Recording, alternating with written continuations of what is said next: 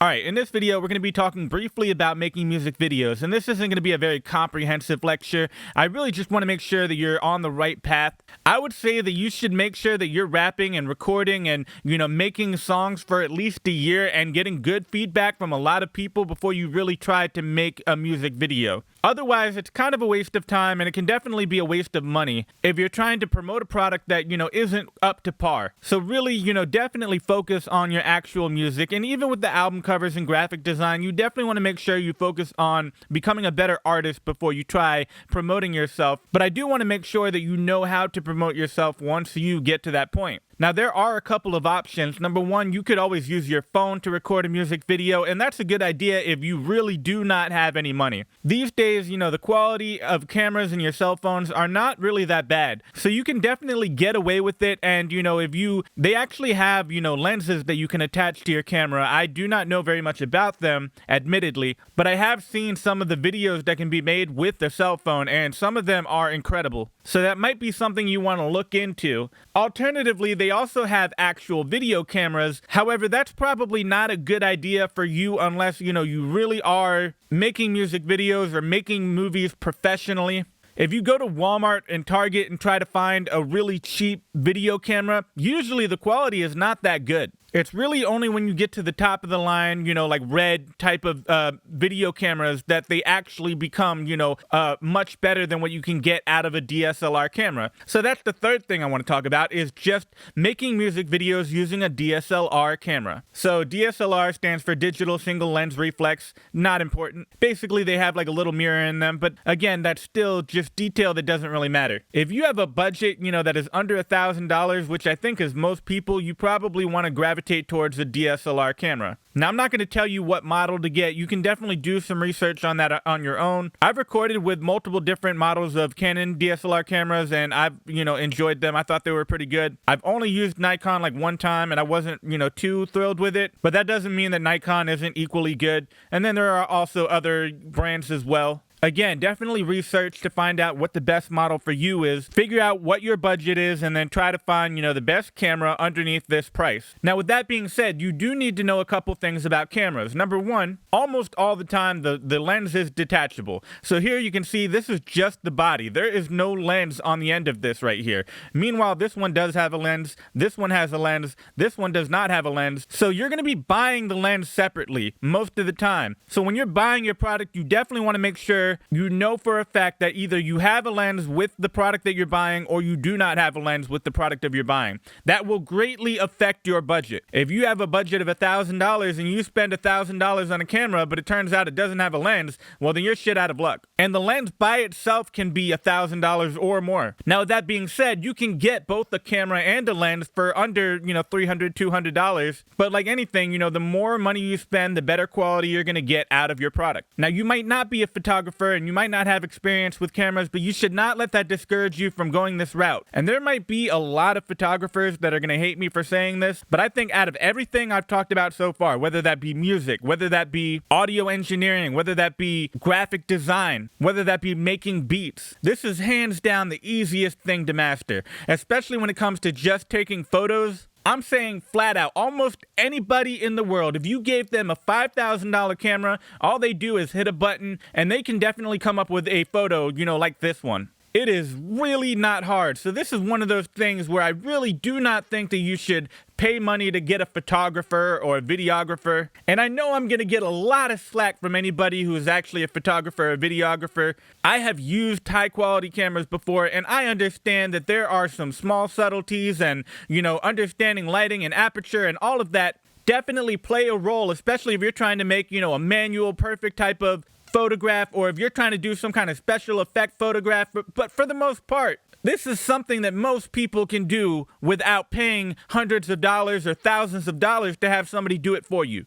So absolutely do not be afraid of, picking up a camera and using it. Now, with that being said, there are two primary kinds of lenses. You have zoom lenses, where if you turn them, basically they zoom in or they zoom out.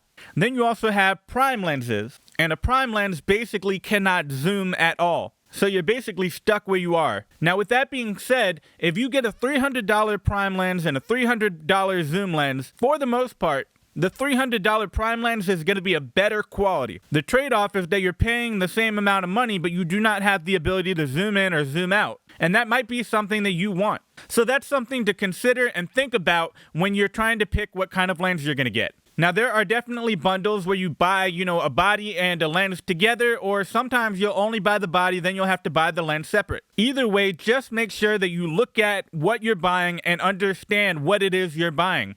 Are you buying a body by itself? Are you buying a body with a lens? Are you buying a zoom lens with the body? Are you buying a prime lens? These are things that you should definitely know before you make a purchase, especially if it's something that over, $300. The other thing that you're going to need to buy is an SD card. And this is an oversimplification, but you can think of it as kind of a USB stick. Your computer or laptop should have a little slot where you can just kind of plug it in and you can save any type of file on it. It doesn't have to be a video or a photo. Like if I have a text file, I can definitely plug it into my computer and then transfer the text file onto there and it'll still be there. So when it says 256 gigabytes, that's how much overall storage you have. It's kind of like the hard drive in your computer where you're storing 256 gigabytes of information. Now, if you're recording a video file, those are normally really big files. They're not crazy expensive, but the more expensive they are, the faster they are and the more storage they have on them. So you can see that this one is only $20, but it has a lot less storage on it because it's only 64 gigabytes worth of space. Then you have up here the 170 megabytes per second, and that is basically how fast the data will transfer when you're transferring data like from your computer to your SD card. Now, I've been talking about this in terms of a computer because I want to compare it to a USB stick. But you would also plug this into your camera because your camera will have a slot for it. So when you're recording a video, it will be writing all that information that you're recording to this USB stick, or in this case, an SD card. So the speed is important because the faster it is, the quicker it can write data and the better it'll be at, retaining all of the information that you're trying to record at any one given time. I definitely had one camera in the past where I started out and every time I would record, it would probably record for maybe like 20 seconds and then it would just stop. And that was because the speed on the actual SD card was too low. So if I had to pick, I would go with something like this that is very fast but doesn't have a lot of room. But keep in mind, you can only record so much at a time, but then you can try to transfer it to your computer after you fill up 64 gigabytes. The thing is, you're just going to have to keep on transferring over and over to your computer so you can get all of that information off your SD card and then basically wipe it clean and have 64 gigabytes available. But in my opinion, it is better to have that than something that is really, really slow, but has, 256 gigabytes of storage. So again, this is something that you want to think about and consider, and you need to factor into your budget. Those are the three things that you need to budget for. So if you say you have a budget of $1,000, that means you're going to be spending, maybe $70 or $20 on, an SD card. That leaves you with $980. But then you might be spending, $400 on a lens. That leaves you with $580. And then finally, you got to buy a body, so you only have $580 to work with. And you also have to factor in tax. So these are all things that you should consider when buying a camera, a DSLR camera. But again, this is not something that you should be spending your money on, especially if you don't have money and especially if you have not, perfected your craft and you're not making music that people are going to want to hear. Because it doesn't matter how good your music video looks. If your actual song isn't good, people aren't really going to enjoy it. Now, one final option I wanted to talk about was websites like this one, which will allow you to rent a camera. So, for example, the Mark II DSLR, $83 to rent it for 1 week. Now again, be very aware of the fact that there is no lens here. They're not trying to market it and claim that there's a lens. This is only the body being sold. So you are still going to need a lens of some kind. Here it's even reminding you, okay, get a lens as well. Then they have a battery grip, which you don't need to worry about, but you can research on your own. But you are going to want a body, you are going to want a lens, and you are going to want an SD card. And those aren't crazy expensive, so maybe you should probably consider buying one of those even if you are renting a camera. But this will allow you to rent, a $2,000 camera for a week, and it's only $83. That being said, also remember that you need a lens and everything else. So that's about all I really want to cover when it comes to DSLR. Now, if you actually buy a camera or if you're renting one, the first thing you should look up is aperture, shutter speed, and ISO. Look it up on YouTube. There are plenty of tutorials out there. It is definitely a good idea to get a good understanding of how those things work.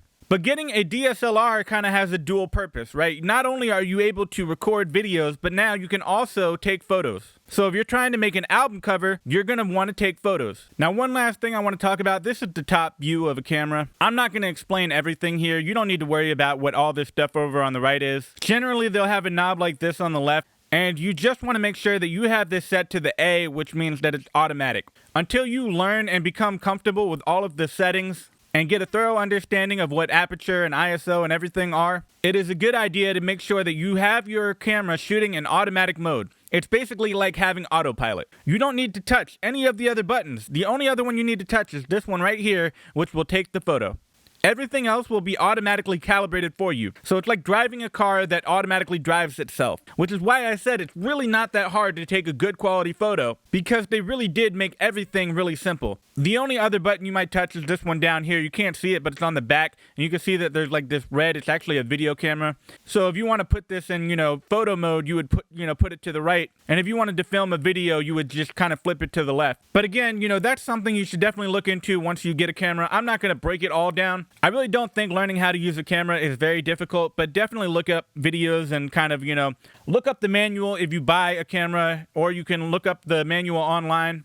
You can definitely find YouTube videos online that will explain all of these buttons and how to take photos and everything that you need to know. So I'm not going to cover all of that. I just want to kind of get you on the right path. I've already talked about all the things I want to talk about as far as Photoshop. So once you take a photo, you might want to apply some kind of blending or whatever. However, if you want to put together a music video, you're going to have some kind of video editing software. So I have Sony Vegas, and in the next video, I'll be talking briefly about how to use it. It's not very complicated, in my opinion. I'm not teaching you how to do, crazy effects. Now, that would be complicated. I'm really just teaching you the very basics of how to, edit a video together, make sure that it's lined up with the audio, all the things that will allow you to make a very basic music video. So for now, I'm going to wrap up this video. This is all I've got as far as cameras are concerned. So thank you for tuning in. Hopefully you learned something, and keep on making music.